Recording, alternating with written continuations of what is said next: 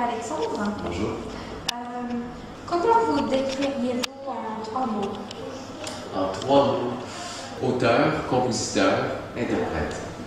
Je m'en sens bien. Et quel a été votre cheminement pour arriver à la chanson? Un très long cheminement. En fait, moi, je suis tombé amoureux des mots et de la musique assez jeune. Et puis, déjà, j'avais une dizaine d'années que je savais que c'était ça que je voulais faire plus tard.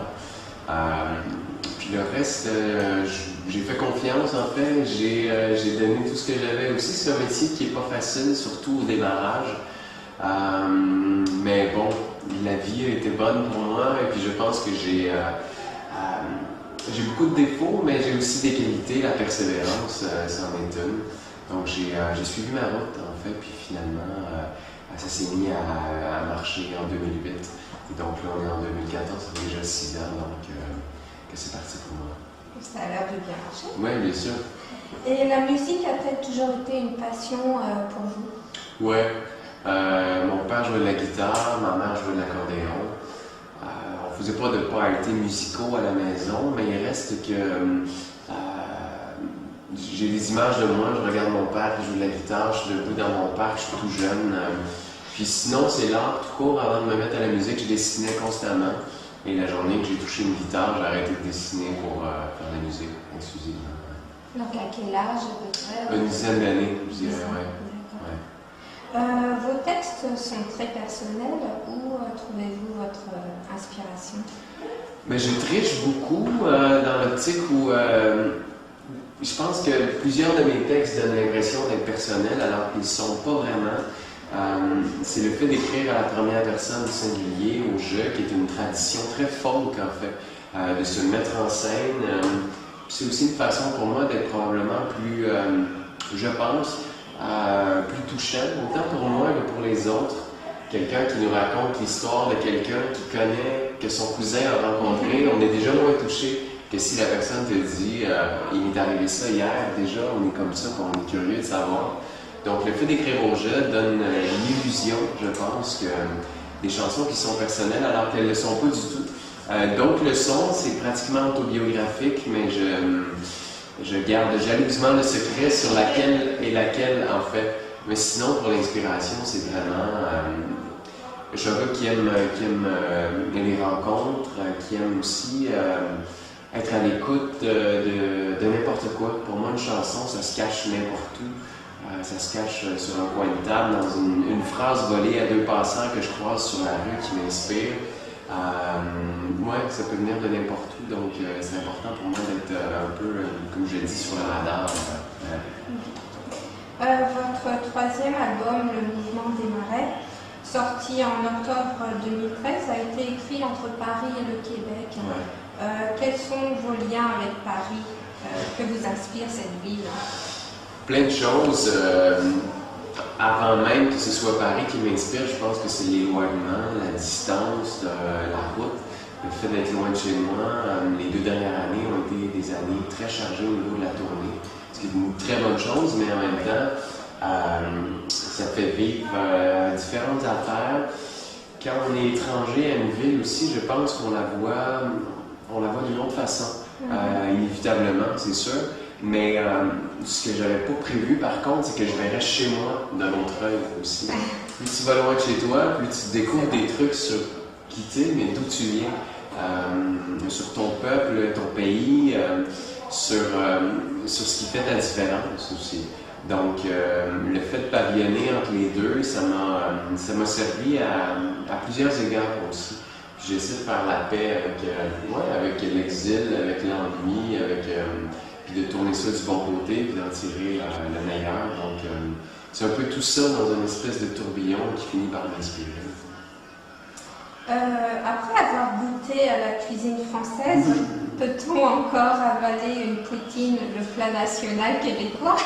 Honnêtement, j'en rêve de ma poutine, mon Dieu, après 3 semaines. Ouais, je pense que ça revient un peu à ce qu'on se disait précédemment, d'où tu viens, ce que tu manges depuis que tu es enfant.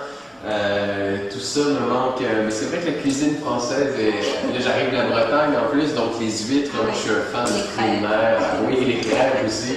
Ouais, mais au contraire, non, je trouve que c'est plaisant de pavillonner avec vous. Très bien. Parmi tous vos titres, quel est celui que vous préférez et pourquoi? C'est dur, ça. C'est dur. On n'a pas que des questions faciles. Non, mais tant mieux, tant mieux. Mais il y a un attachement assez émotif aux chansons. Je vais faire un parallèle qui est excessivement grossier, comme le sont souvent les comparaisons, mais c'est un peu comme de demander à un parent c'est qui ton enfant préféré, et il les aime tous de différentes façons, mais au prorata, il les aime égales. Tu sais. Une chanson, c'est pas tant que ça, mais je me promène d'une à l'autre. Je dirais qu'en ce moment, la chanson, le mouvement des marées, c'est encore une chanson qui me bouleverse. C'est une chanson, j'imagine que certains vont la voir comme étant l'histoire d'un gars qui trompe sa blonde, alors que pour moi, c'est une chanson sur le désir, en fait. Le personnage principal de cette chanson-là, c'est le désir lui-même. C'est l'attirance, l'attrait entre deux corps. C'est le désir qui fait perdre, non pas la tête, mais le cœur. Quand tu perds la tête, ça va encore, parce que le cœur peut toujours te ramener. Et quand tu perds le cœur, la tête ne te ramènera jamais. T'sais. Donc pour moi, c'était un sujet qui n'était pas évident à traiter, qui arrivait par surprise et moi je dirais c'est une chanson dont je suis fier parce que j'ai réussi à traiter d'un sujet qui n'est pas évident. Une chanson très charnelle, mais je pense personnellement à aucun moment qui devient vulgaire, vraiment pas. Au contraire, je pense que j'ai tricoté des mots pour en faire de la poésie, qu'on comprenne exactement ce qui se passe sans que jamais on soit choqué par ce qui est dit, en fait. Donc, ouais, pour l'instant, c'est encore une chanson qui me parle beaucoup dans sa façon d'être, en fait. Quelles sont vos influences et artistes favoris? Il y en a plusieurs. C'est sûr que la musique folk, pour moi, ça reste une influence de base marquante, autant dans les jeunes années que maintenant. Ça reste le style de musique que je préfère, que j'écoute encore le plus. Un gars comme Bruce Springsteen, justement, ces jeunes années aussi, à l'époque de Nebraska, qui est un album guitare-voix, c'est un démo en fait qui a fini par sortir, sur lequel il y a beaucoup d'histoires aussi, qui tiennent à peu de choses, mais c'est un album magnifique. Sinon, en français, un gars comme Richard Desjardins, il y a quelque chose dans ce que cet homme-là fait qui me rejoint beaucoup. Sa façon de faire le métier aussi est inspirante pour moi. C'est pas juste ce qu'il dit, c'est la façon dont il dit, c'est ce qu'il défend. Puis bon, ben à l'époque, moi j'étais vraiment au milieu d'une espèce de, je l'appelle le triangle des Bermudes d'influence. D'un côté, j'avais la musique américaine, et grandi au Québec, j'en entendais tous les jours. Il y avait bien sûr la musique québécoise, qui était probablement l'ancrage de tout ça. Donc je pense à du vieux Paul Piché, Beau Dommage, Harmonium, tout ça. Et puis, parallèlement à ça, quand j'ai découvert assez tôt dans l'adolescence toute la chanson française, là, il y a comme un mur qui est tombé aussi parce que je découvrais qu'on pouvait, écrire des chansons sans refrain, mettre des personnages en avant-plan, alors ce qui est beaucoup moins évident à faire dans la chanson, ce que moi j'appelle plus pop. Puis ben, je me suis mis à mélanger ces trois pôles d'influence-là pour arriver à ce que je fais aujourd'hui. Pouvez-vous partager avec nos lecteurs votre mot ou votre expression préférée de la langue française? Un mot ou une expression? Un mot, mais ces temps-ci, moi j'utilise souvent le métissage en fait. C'est un mot que je trouve magnifique, qui doit être moins connu en France peut-être. Je trouve ça tellement plus beau que mélange, en fait. Il y a dans le métissage, qui vient probablement du terme métis, qui était en fait le mélange entre un blanc et quelqu'un de couleur, probablement aussi. Donc il y a toute une analogie aux gènes, en fait, aux chromosomes, mais au-delà de ça, au terme poétique, c'est un mélange profond et subtil pour moi d'influence qui donne une résultante inattendue et magnifique, en fait. Donc, ouais, ces temps-ci, j'aime beaucoup ce terme-là. C'est un très joli mot. Quelles sont vos autres activités en dehors de la musique? En dehors de la musique, je lis beaucoup. Je suis un grand lecteur, je suis un amant de culture, donc la lecture, le cinéma. J'aime être en forme aussi, donc la course à pied, même si c'est par vague, mais ouais, de plus en plus. Et puis, le classique, en fait, moi quand je rentre chez nous, après des semaines, voire des mois de tournée, des fois les gens pensent que tout de suite on sort une guitare. Alors, j'arrive, mon premier réflexe c'est pas ça, c'est de flatter mon chat, de passer du temps avec ma blonde, d'écouter la TV, puis de faire des trucs, mais tellement normaux, ça me permet de trouver une forme d'équilibre. Donc, ouais, rien d'extravagant. Ma vie professionnelle est déjà amplement comme ça. Ouais. Avec quel artiste aimeriez-vous enregistrer un duo? Je vais répondre à reculons. Je viens de le faire en fait avec une fille qui s'appelle Ingrid Saint-Pierre, qui est une artiste québécoise que j'admire énormément pour sa plume, pour sa voix aussi, qui a quelque chose de très particulier. C'est qu'elle est fragile sans être faible, puis elle ne surchante pas. Moi, je suis pas un amateur de grandes voix. J'aime les voix touchantes qui se contentent de ce qu'elles sont, en fait. Puis on a ça illustré dans ce qu'Ingrid écrit et comment elle le chante me touche beaucoup. Donc, sur le tout nouvel album, j'avais envie de faire un duo avec elle. Je lui ai demandé, elle a dit oui. Et puis voilà, donc pour l'instant, je suis encore très dans ce moment-là avant de penser à un futur duo. Peut-être dans le 4e album. Tout est possible. Comment se sont passés vos premiers concerts en France? Que pensez-vous du public français?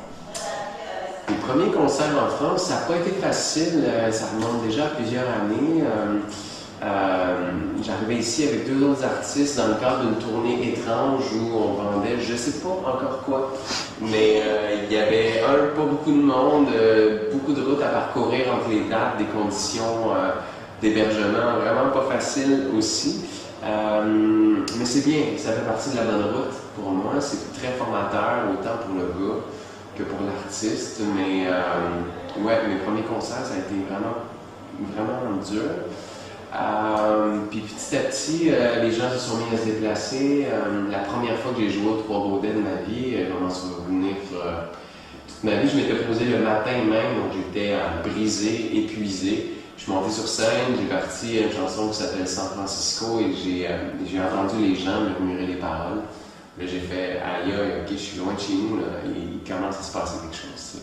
Et puis, de voyage en voyage et de périple en périple, ça s'est construit, mais très lentement, en fait. Je pense comme doit se construire une carrière dont on souhaite qu'elle perdure dans le temps, en fait. Pour moi, le succès dans le métier que je fais, ça ne se comptera jamais en vente d'albums. Pour moi, c'est en nombre d'années.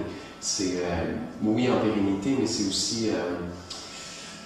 comment tu te remets en danger à chaque album, comment tu arrives à fidéliser un public sans lui offrir toujours la même chose. C'est tout ça mis ensemble qui fait, pour moi, tu as une carrière enviable ou pas. Et donc, c'est comme ça que je l'ai construit en France et que ça se construit toujours. Je ne suis vraiment pas une star ici, loin de là. Mais n'empêche qu'à chaque fois, petit à petit, ouais, c'est vrai que j'ai l'impression d'atteindre un nouveau plateau, puis j'ai envie de le savourer avant le prochain, tu sais. Puis c'est un privilège, je pense que c'est ça. Puis le public français, je dirais que c'est un public très différent du public québécois, mais en même temps, c'est dur de comparer les deux, puisqu'au Québec, je fais ça depuis très longtemps. J'ai un public qui me suit aussi. Bon, donc le public québécois est très extraverti, il chante beaucoup, il crie, il est en feu. Et j'adore ça. J'adore ça. Moi, quand je monte sur scène et que le public est en liesse, avant même qu'on ait fait une chanson, je me dis ouh, on va avoir une belle soirée. C'est très différent en France. C'est pas négatif, c'est un public qui est peut-être à cause de l'accent aussi qui est probablement un levier, mais en même temps qui amène à obliger les Français à être un petit peu plus attentifs. Donc moi, ce réflexe-là de chanter, de crier, mais sont vraiment excessivement présents.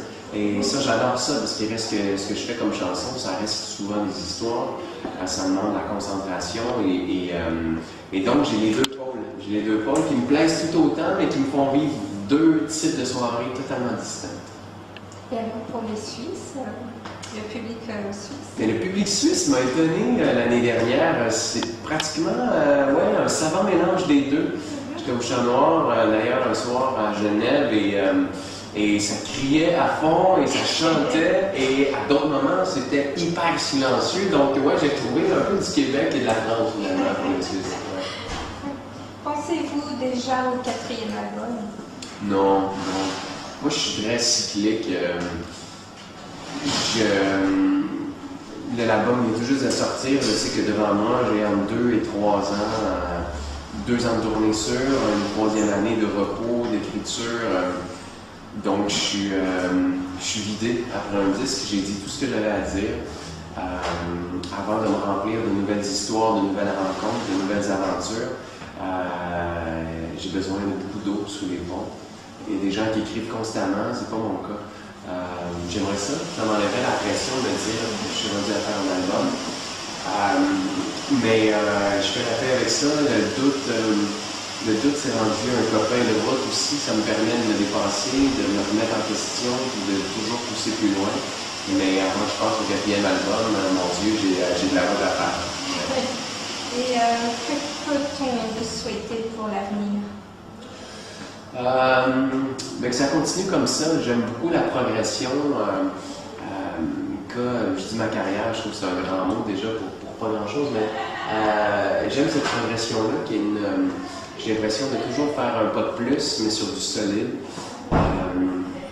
Le succès, ça revient à ce qu'on se disait, il y a une multitude de définitions du succès par rapport à ce qu'on attend de la vie, par rapport à ce qu'on attend de soi-même aussi.